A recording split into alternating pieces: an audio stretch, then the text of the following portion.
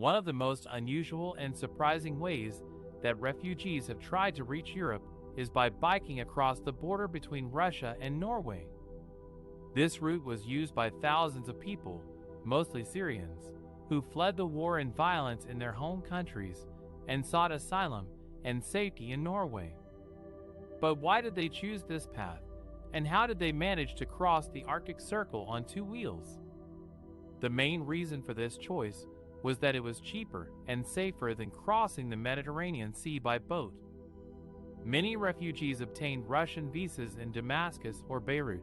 Some even enrolled in a Russian university to get a student visa. Then they flew to Moscow and took a train to Murmansk, a city near the Norwegian border.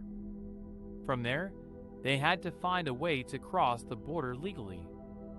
But there was a problem. Russia did not allow people to cross the border on foot, and Norway fined drivers who carried people without documents. The only option left was to use bicycles, which were permitted by both countries. A business emerged in Murmansk and other nearby towns, where locals sold old and new bikes to refugees for hundreds of dollars. Some bikes were so cheap that they broke down on the way. Others were still wrapped in plastic. The refugees then rode their bikes for about 10 miles from Nikkel, a Russian mining town, to Storskog, the Norwegian border post. The journey was cold and difficult, especially in winter, when temperatures dropped below freezing and snow covered the road. Some refugees wore every piece of clothing they had to keep warm. Others had to push their bikes through the snow.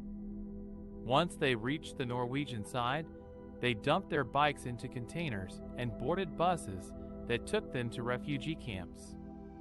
Norway collected more than 10,000 bikes from the border, and some of them were donated to charities or recycled. Others were destroyed or sold as scrap metal. The bike route was not easy or comfortable, but it gave hope to many refugees who wanted a new life in Europe. However, it did not last long. In late 2015, Norway tightened its immigration policy and started sending back refugees who had Russian residency permits. Russia also refused to accept some of them and closed its border with Norway for several days.